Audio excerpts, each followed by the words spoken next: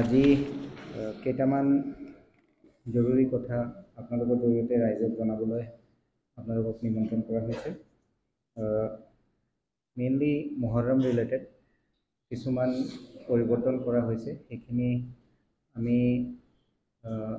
3 তাৰিখে সকলো মহৰম কমিটিৰ লগত আমি মিটিং কৰিছিলোঁ, বিভিন্ন দিশত আলোচনা কৰিছিলোঁ। তাৰ লগত কিছুমান আমি তেখেতলোকক নিৰ্দেশনা দিছিলোঁ। তাৰ বাহিৰেও আমি ডিব্ৰুগড় টাউনৰ যিখিনি ৰুট ফ'ল' হয় সেই ৰুটছখিনিৰ ওপৰত তেখেতলোকৰ লগত আলোচনা কৰিছিলোঁ। তাৰপিছত 5 জুলাই আকৌ আমি তেখেতলোকৰ লগত বহিছিলোঁ আৰু ৰুটৰ বিষয়ে তেখেতলোকক অৱগত কৰিছিলোঁ যে এইখিনি ৰুট তেখেতলোকে ফ'ল' কৰিব। চ' আমি তেখেতলোকক যিখিনি ৰুট ছাজেষ্ট কৰিছিলোঁ আৰু তেখেতলোকক আমি অনুৰোধ কৰিছিলোঁ যে সেইখিনি ৰুট যাতে তেখেতলোক ফ'ল' কৰে, সেইটো মই আপোনালোকৰ জৰিয়তে ৰাইজক অৱগত কৰিব বিচাৰিছোঁ। আমাৰ যিখিনি কমিটিজ আছে, টোটেল আমাৰ আখৰাৰ কাৰণে পাৰ্মিশ্যন আমি 11টা পাৰ্মিশ্যন ইছ্যু কৰিছিলোঁ আৰু টোটেল প্ৰচেশ্যনৰ কাৰণে গোটেই আমাৰ এইটো এৰিয়াত আমি 17টা পাৰ্মিশ্যন ইছ্যু কৰিছিলোঁ। ডিব্ৰুগড় টাউন আৰু তাৰ এডজইনিং এৰিয়াত আমাৰ 13গৰাকী মেজিষ্ট্ৰেট ডিটেইল আছে আৰু টোটেল আমি পুলিচ আৰু ডিষ্ট্ৰিক্ট এডমিনিষ্ট্ৰেশ্যনৰ লগত টোটেল মিটিং যিখিনি আমি কমিটিৰ লগত কৰিছিলোঁ, আমি তিনিবাৰকৈ মিটিং পাতিছিলোঁ আৰু গোটেই কথাখিনি ডিছকাছ কৰি আমি ৰুট ফাইনেলাইজ কৰিছিলোঁ আৰু তেখেতলোকক অনুৰোধ কৰিছিলোঁ যে সেইখিনি ৰুট যাতে ফ'ল' কৰে। চ' এতিয়া আমাৰ যিকেইটা কমিটিক আমি পাৰ্মিশ্যন দিছোঁ, টোটেল 17টা প্ৰচেশ্যন আৰু 11টা আখৰা। তেওঁলোকক আমি এইবাৰ ৰুট অলপ মডিফাই কৰি যিসকল মহানা ঘাটৰ ফালৰ পৰা আৰু অমলাপট্টিৰ আশে পাশে যিখিনি আমাৰ মিৰ্জাবাগ কমিটি আৰু তাতে টোটেল 4টা কমিটি আছে, তেখেতলোকক আমি যিটো ৰুট দিছোঁ সেইটো হ'ল যে তেখেতলোকে DTP ডাইকৰ ওপৰত ডাইৰেক্টলি তাৰ পৰাই যাব আৰু DTP ডাইকেদি হৈ পেলাই আহি তেখেতলোকে গ্ৰাহাম বজাৰ ফিল্ডত যাতে ঈদগাহ ময়দানত তেখেতলোক আহিব পাৰে। তাৰ কাৰণে আমাৰ গোটেই ৰুটত ছিকিউৰিটি ডিটেইলমেণ্ট কৰা আছে, আমাৰ মেজিষ্ট্ৰেট ডিটেইলমেণ্ট কৰা আছে, যাতে যিসকল মহৰম কমিটি আছে তেখেতলোকে নিজৰ যি ধৰ্মীয় নীতি নিয়ম মতে যিখিনি তেখেতলোক কৰিব লাগে সেইখিনি যাতে তেখেতলোকে একো অসুবিধা নাপায় আৰু তেখেতলোকে ভালকৈ কৰিব পাৰে। লগতে টাউনৰ যিখিনি ৰুটত আমাৰ বিভিন্ন ধৰণৰ আমি দেখিছিলোঁ যে অসুবিধা হ'ব পাৰে, সেইখিনি এৰিয়াত আমি তেখেতলোকক অনুৰোধ জনাইছিলোঁ যে তেওঁলোক যাতে অল্টাৰনেটিভ ফ্ৰী এটা ৰাস্তা য'ত কাৰো একো অসুবিধা নহয় আৰু তেওঁলোকো নিজৰ ধৰ্মীয় কাম কাজ যি লাগে বা তেখেতলোকৰ যি নিয়ম নীতি আছে মাতাম কৰিবৰ কাৰণে সেইখিনি যাতে তেওঁলোকে কৰিব পাৰে।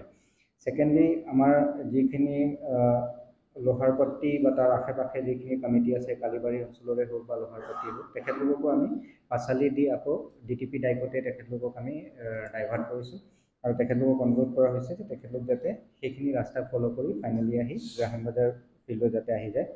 আমাৰ পল্টন বজাৰ এৰিয়াৰ আৰু মাইজান এৰিয়াত যিখিনি কমিটি আছে তেখেতলোকক আমি ৰুট চেঞ্জ কৰা নাই, কাৰণ তেখেতলোক যিহেতু তাৰ পৰাই ডাইৰেক্টলি আহিব পাৰে, চ' তেখেতলোক ডাইৰেক্টলি আহি যাতে গ্ৰাহাম বজাৰ ফিল্ডত আহি পায় সেইখিনি আমি তেখেতলোকক অৱগত কৰিছোঁ।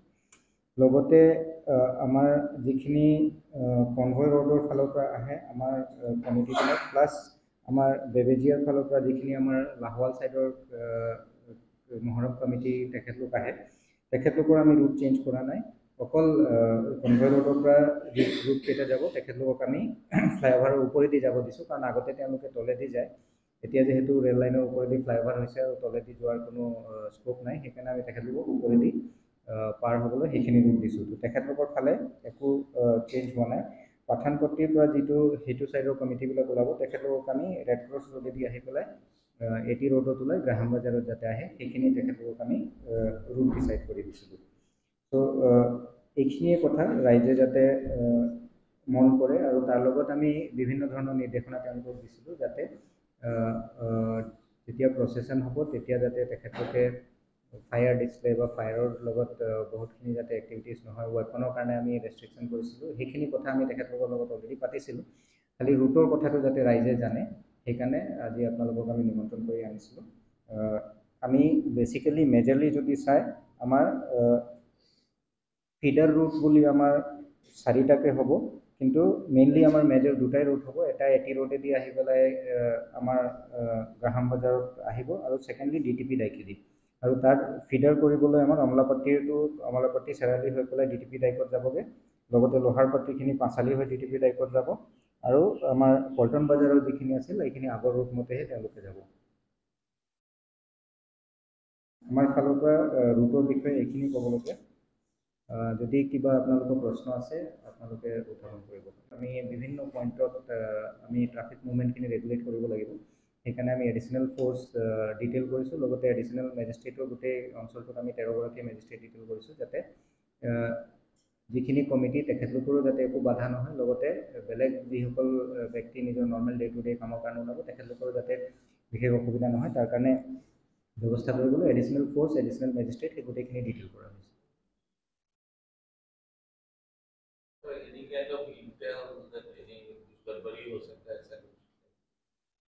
গড়বড়ি কিবা হ'লে আমাৰ সেইকাৰণে ফ'ৰ্চ ডিটেইল কৰি আমি ৰেডি আছোঁ। আমাৰ magistrate forces anything is there.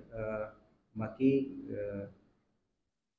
ইণ্টেলৰ কথাটো মই নকওঁ বাৰু, কিন্তু we are prepared for any exigency that happens. আৰু আমি কমিটি বিষয়সকলৰ লগতো তিনিবাৰকৈ একচুৱেলি পুলিচ আৰু আমি মিলাই আমি দুবাৰ বহিছোঁ, তেওঁলোকৰ লগত পুলিচৰ লগত ছেপাৰেটলি এবাৰ বহিছে। চ' তিনিবাৰকৈ আমি কমিটিসকলৰ লগতো ডিছকাশ্যন কৰিছোঁ, আৰু এডিশ্যনেল ফ'ৰ্চ ৰখা হৈছে যাতে তেওঁলোকেও নিজৰ যি ধৰ্মীয় নিয়ম নীতি সেইখিনি যাতে তেওঁলোকো কৰিব পাৰে, আৰু বাকী আমাৰ যিসকল মানুহ আছে তেওঁলোকৰো যাতে একো ডিষ্টাৰ্বেঞ্চ নহয়, সেই যাতে সকলোৰ কাৰণে শান্তিপ্ৰিয়ভাৱে নিজৰ সকলোৱে নিজৰ কাম কৰি থাকিব পাৰে, সেইকাৰণে ফ'ৰ্চ ডিটেইলমেণ্ট কৰা হৈছে। প্ৰহিবিশ্যনেৰী অৰ্ডাৰ আমি ফৰ দ্য হোল টাউন তেনেকুৱা ইছ্যু কৰা নাই, কিন্তু কমিটিসকলে কি নীতি নিৰ্দেশনা মানিব লাগিব সেইখিনি আমি ইছ্যু কৰিছোঁ, আৰু তেখেতলোকক আমি মিটিং কৰিও সেইখিনি জনাই দিয়া হৈছে। বাট 163 আণ্ডাৰত একো প্ৰহিবিশ্যন তেনেকৈ কৰা হোৱা নাই। হয়, তেখেতো আহিছিল আৰু কালি আমাৰ লগত আলোচনা কৰিছে, গোটেই ডিটেইলমেণ্ট প্লানটো তেখেতে আমাক গাইড কৰিছে, আৰু লগতে কি ধৰণৰ ব্যৱস্থা ল'ব লাগে, প্লাছ এডিশ্যনেল ফ'ৰ্চৰ ছাপোৰ্ট ক'ত কি লাগে সেইখিনি তেওঁ আলোচনা কৰিছিল, আৰু আমাক নিৰ্দেশনা দিছিল যে আমি কেনেকৈ আগবাঢ়িম। চ' সেইকাৰণে আমি কালি তেখেতৰ লগতো আমি মিটিং কৰিছিলোঁ, আৰু কালি ৰাতিপুৱা আমি কমিটিসকলৰ লগতো বহিছিলোঁ, তেখেতলোকৰ লগতো কথা পতা হৈছে। চ' মই ভাবোঁ একো অসুবিধা নহয়। ৰাইজক খালি অৱগত কৰিবলৈ আমি বিচাৰিছোঁ যে ৰুট এইবিলাক অলপ বেলেগ হ'ব অলপ, চ' তাৰ কাৰণে যাতে সকলোৱে সহায় সহযোগিতা আগবঢ়ায়, আৰু আমি যাতে যিসকল মহৰম কমিটি বা আখৰা কমিটি তেওঁলোকৰ কাৰণেও যাতে একো অসুবিধা নহয়, আৰু বেলেগ ৰাইজৰ কাৰণেও যাতে একো অসুবিধা নহয়, সেইখিনিয়ে আমাৰ ফালৰ পৰা অনুৰোধ। কমিটিসকলক আমি ইনষ্ট্ৰাকশ্যনছ দিছোঁ, তাতে আমি গাইডলাইনছ গোটেইখিনি লিখিয়ে দিছোঁ। আমি এইখিনি কপি আপোনালোকক শ্বেয়াৰ কৰি দিম, তাতে ডিটেইল আমাৰ কিটো ষ্টেপত কি কৰিব লাগে গোটেইখিনি গাইডলাইনছ তেওঁলোকক দিয়া আছে। আৰু ইভেন তেওঁলোকৰ যিটো ৰেলী যদি তেওঁলোকে লৈ যায়, সেই ৰেলীত আমাৰ তাত ৰেলীৰ লগতো আমাৰ পুলিচ ফ'ৰ্চ প্লাছ মেজিষ্ট্ৰেট লগতে ডিটেইল থাকিব। চ' গোটেইখিনি প্ৰিপেৰেশ্যনছ কৰা হৈছে। The Muharram processions, we had multiple rounds of discussion with the committees as well as other stakeholders. We have prepared with very good number of security forces and magistrates, and we have requested the committees to follow the new rule.